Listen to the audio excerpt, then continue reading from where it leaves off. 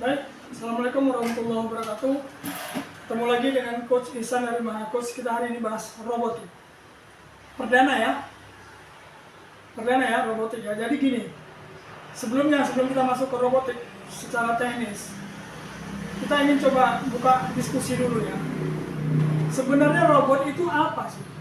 Karena masih banyak orang-orang di luar sana atau juga teman-teman di sini itu masih rancu membedakan antara robot, komputer, otomatik, dan AI. Pokoknya kalau udah canggih robot itu. Padahal belum tentu ya. Padahal bisa jadi lebih canggih AI daripada robot.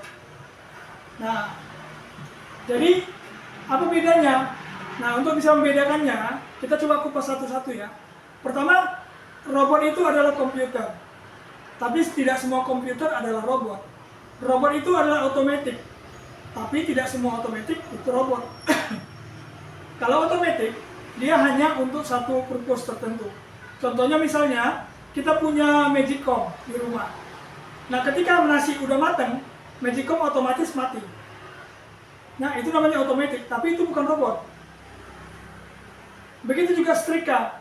Setrika di rumah, kalau dia udah terlalu panas, dia akan mati sendiri dengan adanya termostat.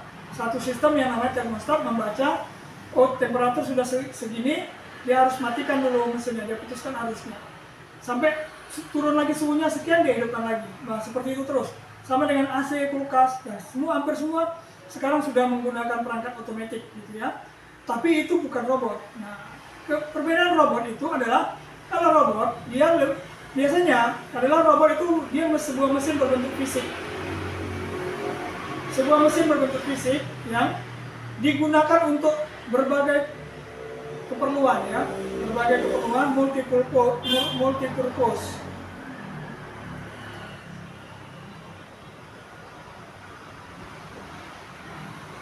Jadi robot adalah mesin fisik yang bisa melakukan tugas-tugas tertentu secara otomatis. Artinya tidak perlu diintervensi oleh manusia. Dia bisa bergerak sendiri, melakukan tugasnya secara sendiri-sendiri aja.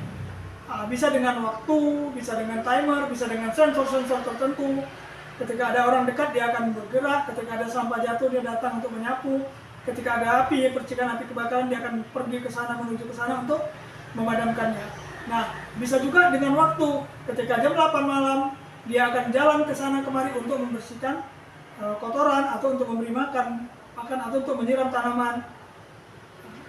Dan kemudian dia bisa memberikan informasi kepada kita tentang situasi, hasil pengukuran, melakukan pengukuran, hasilnya dikasih ke kita. Contoh misalnya ketika terjadi percikan api, ada suatu percikan api, maka robot pemadam itu, dia langkah pertama yang kita minta bisa kita susun, dia pertama kali dia akan mengarahkan sensornya ke sana, dan dia harus melakukan pengukuran berapa besar api itu. Atau kita bisa buat dalam bentuk flame-nya, diukur atau dengan sensor flame detector, atau dengan panasnya, atau smoke-nya, asapnya, ya. Bisa juga tiga-tiga dikombinasikan, sehingga dia akan memberitahu kita tingkat keparahan kebakaran itu seperti apa. Kemudian dia akan memerintahkan dari input itu, dia akan memerintahkan kepada dari mikroprosesornya akan membuat reaksi. Reaksi itu memerintahkan kepada mikrocontroller untuk memerintahkan mesin-mesin yang ada, perangkat-perangkat rodanya untuk bergerak, berbelok berapa derajat, berputar berapa kecepatannya menuju ke lokasi di mana api itu berada. Dan kemudian juga sepanjang jalan dia mungkin melakukan uji terhadap adakah rintangan di depan, dia belok kiri berapa derajat, belok kanan, ataukah dia melompat untuk melewati rintangannya dan segala macamnya. Nah, sampai dia di sana, dia akan mendeteksi apinya seperti apa, dia akan melakukan pemadaman sesuai prosedur yang sudah ditetapkan berdasarkan kriteria api yang ada. Nah, ini robot, ini bukan otomatis ya, tapi ini adalah robot.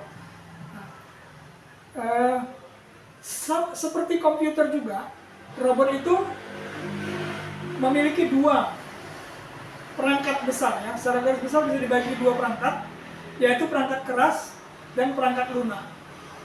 Nah, perangkat keras dari robot itu sama seperti komputer, ada input, ada prosesor, ada output. Tetapi bedanya, kalau di robot biasanya di output itu ada microcontroller untuk mengendalikan mekanikal, ya. Perangkat-perangkat mekanikal yang merupakan output dari robot itu. Nah, baru inputnya ini Inputnya ini ada banyak sekali, bisa sensor-sensor, segala macam sensor yang bisa mendeteksi, atau bisa juga timer, pengukur suhu, dan lain sebagainya ya. Kemudian ada prosesor. Prosesornya apa itu? Nah, di sini kita banyak mengenal perangkat-perangkat yang biasanya sering diidentikan. Orang bilang, oh kalau robot itu Arduino. Nah, Arduino itu adalah prosesornya. Ya, apakah prosesor yang ada di komputer kita sekarang bisa digunakan untuk robot? Bisa. Ya, bisa sekali, sangat bisa. Nah, kemudian ada memori, perangkat memori untuk merekam, mengingat, sehingga dia seperti manusia punya otak, mengingat apa yang diperintahkan, mengingat dan melakukan perekaman tentang data-data yang dia hasil dari inputnya. Kemudian dia juga bisa melakukan pelaporan, input, outputnya bisa monitor, di layar monitor dia akan tunjukkan, atau dia bisa mengirim pesan secara WA atau SMS kepada kita atau kepada perangkat tertentu untuk memberitahu telah terjadi percikan api dan besarnya, bisa lakukan pengukuran dan segala macamnya. Ya. Kemudian ada input, prosesor, dan outputnya. Kemudian kalau sudah ada itu, kita nanti akan belajar merancangnya, bagaimana merancang inputnya, apa-apa yang perlu kita pasang, kemudian prosesornya, kemudian menghubungkan input ke prosesor, dan menghubungkan prosesor kepada outputnya. Nah, di situ juga nanti akan ada catu daya ya, atau misalnya power, untuk bisa bergerak dia perlu daya, perlu listrik, perlu baterai. Bagaimana mengkombinasikan itu semua ke dalam satu perangkat yang compact, itulah yang disebut dengan robot. Nah, setelah itu terjadi, setelah kita susun itu, tetap juga robotnya nggak bisa berfungsi. Kenapa? Karena untuk bisa berfungsi, dia butuh yang namanya perangkat lunak, atau kita sebut software. Software itu apa? Nah, disinilah yang kita sebut dengan coding ya. Coding. Jadi jangan salah ya. Ya, kalau robot itu coding, enggak. Coding itu hanya sebagian kecil dari robot. Untuk apa gunanya? Coding itu apa sebenarnya? Coding itu adalah merubah bahasa kita. Misalnya gini, kita mau bilang kepada si robot, kalau ada api, kamu ukur berapa besar apinya. Nah, tapi dia nggak lakukan. Kenapa dia nggak lakukan? Karena dia nggak ngerti bahasa kita. Maka kita harus terjemahkan ke dalam bahasa dia yang dimengerti oleh si mesin tadi ini, sehingga dia akan lakukan itu. Apapun yang kita perintahkan, kalau bahasanya benar, dia akan lakukan. Ya, jadi robot itu bisa melakukan apapun yang kita perintahkan, selagi kita benar meletakkan kode bahasa yang dipahami oleh si mesin tadi. Nah, baru setelah kita lakukan coding, bahasa itu diterjemahkan ke dalam mesin, mesin akan menerjemahkan itu dan melakukannya. Nah, di sini kita mengenal banyak bahasa-bahasa pemrograman. Apa itu bahasa pemrograman? Dari mulai yang tingkat disebut sebagai bahasa tingkat rendah sampai kepada yang bahasa tingkat tinggi, di mana kita bentuknya visual. Jadi kita ada bahasa pemrograman yang kita nggak perlu lagi ketik-ketik codingnya. Kita hanya perlu track, geser, klik, geser, klik, udah jadi. Gitu. Ada yang dia menengah, kita harus menginput kode tertentu untuk setiap perintah. Nah, tetapi ada juga yang masih bahasanya masih assembler sekali, gitu. Masih bahasa mesin, menggunakan biner 010101, sehingga itu sangat rumit dan sangat panjang sekali kodenya. Nah, inilah yang diterjemahkan. Jadi kalau misalnya kawan-kawan menggunakan Java itu menerjemahkan bahasa kita ke dalam bahasa biner tadi itu yang 010101 itu. Jadi kalau kita buat di Java itu misalnya write titik segala macam. Nah, apa yang akan dilakukan si bahasa Java ini? Dia akan merubah kode yang kita ketik itu ke dalam menjadi bahasanya mesin yang panjang sekali itu. Kemudian dia akan perintahkan kepada mesin untuk jalankan itu. Ya, jadi dia sebagai interpreter atau kompilator. Ya. Nah, disinilah kita perlu belajarnya secara kompleks. Pertama, dengan kita mempelajari sepenuhnya gimana robot apa yang akan kita buat. Nah, untuk membuat itu kita perlu input apa saja, kemudian prosesornya kita perlu berapa saja, memorinya, dan outputnya, termasuk mekanikal dan segala macamnya. Juga catu dayanya. Nanti setelah itu kita rancang, kemudian kita akan rancang softwarenya. Bagaimana dia bisa memerintahkan si perangkat-perangkat input itu, kemudian dia juga bisa memproses data yang diinput dan memerintahkan kepada outputnya dan melakukan apa yang kita suruh. Nah, sampai di situ paham ya? Nah, mudah-mudahan nanti kita akan belajarnya satu persatu secara perlahan demi perlahan ya. Jadi, nah AI itu apa? AI itu software. Ya, sama seperti Microsoft Word. Kalau kita pakai Microsoft Word, dia nggak ada perangkatnya. Tapi dia ada di komputer, tanpa dia, komputer nggak bisa jalan untuk melakukan perintah-perintah yang kita tahu di Word.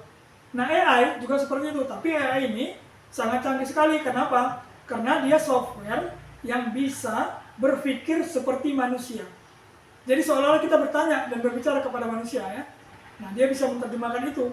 Dan kemudian dia bisa memberi kita saran dan masukan. Bisa kita suruh untuk mengambil data, untuk meringkas kata-kata dan segala macam. Banyak sekali. Makin hari AI itu makin banyak kemampuannya. Nah, AI ini kita bisa install di komputer. Robot ini bisa juga kita instalkan AI untuk menganalisa. Jadi di prosesornya tadi, untuk memproses data-data yang di-input, masuk dari input, kita bisa gunakan AI sebagai alat untuk dia memproses datanya. Nah, semakin canggih AI yang kita install di robot ini, maka semakin pintarlah robot ini.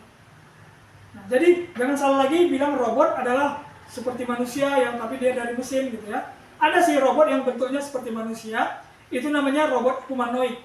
Karena orang-orang terobsesi bagaimana menciptakan manusia-manusia yang dia sebenarnya robot.